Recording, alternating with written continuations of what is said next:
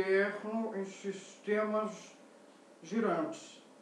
É com essa frase que eu começo a entrevista de hoje com esse grupo maravilhoso, praticamente gênios eles. Eles que são pesquisadores, inventores, interlocutores e amadores. Mais amadores do que inventores. Mas enfim, começo então conversando com ela, Priscila. Olá, Priscila, tudo bem? Tudo bem, Marília? Obrigado por ter aceitado o convite de hoje, tão rápido, tão em cima da hora. Explica pra gente então o que é essa coisa de sistemas girantes. Bom, Marília, sistemas girantes geralmente são utilizados no setor industrial, tal como máquinas rotativas, turbinas a vapor, turbinas de avião, bombas, entre outros.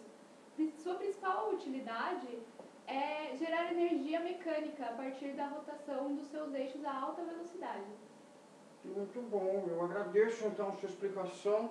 Eu vou ter que assistir de novo o VT para entender, mas tudo bem, foi ótimo. A Priscila explicou para mim então o que era essa coisa de sistema girante. Eu quero que você explique o que é essa outra coisa do amortecimento interno. Tá certo. Olha, o amortecimento interno é uma coisa muito simples. A partir do momento que a gente tem um eixo, o centro de massa dele não está coincidente com o centro geométrico.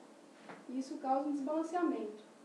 Você tendo esse desbalanceamento e a velocidade de giro do eixo, causa uma flexão no seu eixo. Então ele vai passar a girar fletido.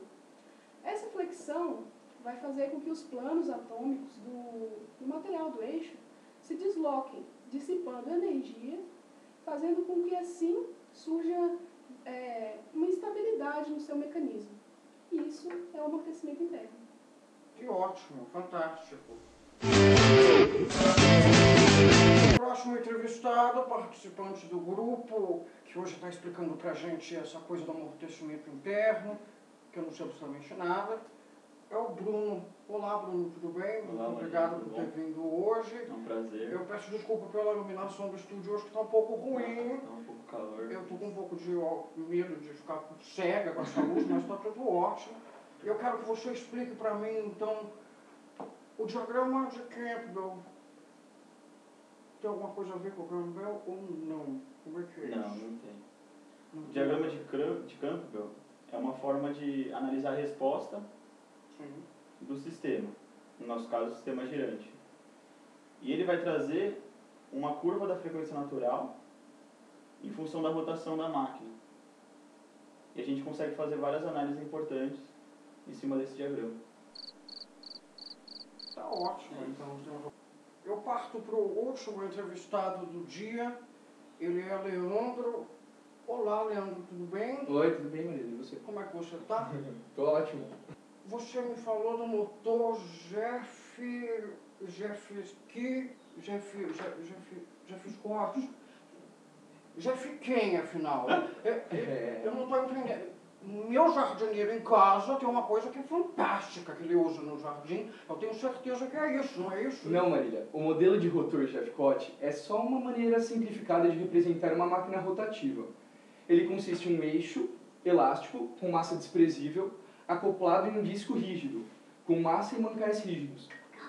Desculpa, eu não entendi nada do que você falou, porque seu cabelo é igualzinho ao do Justin Bieber. Eu achei que eu estivesse fazendo uma entrevista internacional, eu fiquei emocionada, desculpa.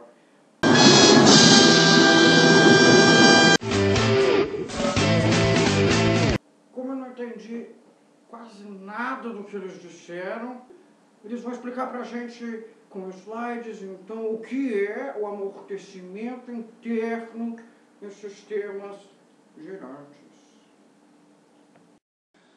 Amortecimento interno em sistemas girantes. Modelagem. Para análise dos efeitos do amortecimento interno em máquinas rotativas, a modelagem foi simplificada, de modo que o efeito giroscópico não aparecesse, desenvolvendo um sistema com 2 graus de liberdade, como pode ser visto na figura acima.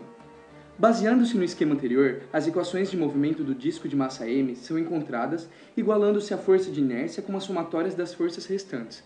2 equações são obtidas. Lembrando que considera-se mancais isotrópicos com rigidez muito maior que a do eixo, este sendo flexível, com um rotor no centro e massa desbalanceada. Pela equação, na forma matricial, nota-se um acoplamento na matriz de rigidez pelo amortecimento interno e rotação da máquina. Manipulando as equações anteriores e aplicando o critério de Hurwitz, chega-se a uma equação que descreve o gráfico mostrado. Então, após algum trabalho matemático, obtém-se uma previsão do comportamento do sistema. O efeito do escorregamento dos planos do material pode ser observado variando alguns parâmetros do mesmo, como rigidez e amortecimento interno. Sendo assim, 3 materiais foram testados: aço liga, ferro fundido dútil e latão, com valores de rigidez e amortecimento interno na ordem decrescente. Na figura, observa-se para o aço que as amplitudes de deslocamento e de velocidade mantêm-se em valores baixos e a trajetória do rotor é levemente oval, ou seja, a frequência de rotação da máquina está abaixo da primeira velocidade crítica. Para essa imagem, a frequência de rotação está definida pela reta do gráfico da estabilidade. Essa condição é chamada de crítica. Observa-se que a trajetória do rotor é caracterizada por laços, que são considerados sinal de instabilidade, e que as amplitudes de deslocamento não são tão altas. Entretanto, as amplitudes de velocidade são bem altas, exercendo grande esforço do eixo da liga de aço. Já para esta figura, a instabilidade é evidente, pois apresenta valores de deslocamentos e velocidades transcendentais na grandeza de 10 a 26 e 10 a 28, respectivamente. O diagrama de Campbell para aço mostra 2 pontos importantes, que são os pontos onde a reta vermelha cruza com a curva azul e preta. Esses pontos são conhecidos como velocidades críticas e são maiores do que a frequência natural inicial, ou seja, nesses pontos a instabilidade é prevista. Para o ferro fundido dútil, observa-se que as amplitudes de deslocamento e de velocidade mantêm-se em valores baixos e a trajetória do rotor é, também, levemente oval, ou seja, a frequência de rotação da máquina está abaixo da primeira velocidade crítica.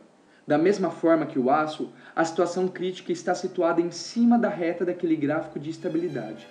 Observa-se que a trajetória do rotor é caracterizada por muitos laços, mais que o do aço, que são considerados sinal de instabilidade, e que as amplitudes de deslocamento não são tão altas. Entretanto, as amplitudes de velocidade são bem altas, exercendo grande esforço do eixo de ferro fundido dútil. Aqui, a instabilidade é notória, pois valores são vistos de deslocamentos e velocidades transcendentais na grandeza de 10 a 23 e 10 a 25, respectivamente. O diagrama de Campbell do ferro tem o mesmo comportamento do aço, mostrando as 2 velocidades críticas. Por último, o latão também respondeu que as amplitudes de deslocamento e de velocidade mantêm-se em valores baixos e a trajetória do rotor é levemente oval, ou seja, a frequência de rotação da máquina está abaixo da primeira velocidade crítica. Para a situação crítica do latão, o comportamento da trajetória do rotor é caracterizado por apenas um laço. Mesmo assim, isso é considerado sinal de instabilidade, e que as amplitudes de deslocamento não são tão altas. Entretanto, as amplitudes de velocidade são bem altas, exercendo grande esforço do eixo de latão. A instabilidade fica clara, pois apresenta valores de deslocamentos e velocidades transcendentais na grandeza de 10 a 19 e 10 a 21. O diagrama de Campbell é semelhante aos 2 anteriores, no qual as 2 velocidades críticas maiores que a primeira. Conclui-se que, mesmo que o comportamento da trajetória da massa desbalanceada sendo diferente para cada material, a instabilidade causada pelo amortecimento interno pode ser contornada escolhendo para a fabricação de eixos materiais com valores de amortecimento interno e de rigidez mais baixos, fazendo com que uma faixa maior de valores de rotação da máquina seja utilizado na operação da mesma antes da primeira velocidade crítica. Então, dentre os materiais analisados, o latão foi o que apresentou o melhor comportamento.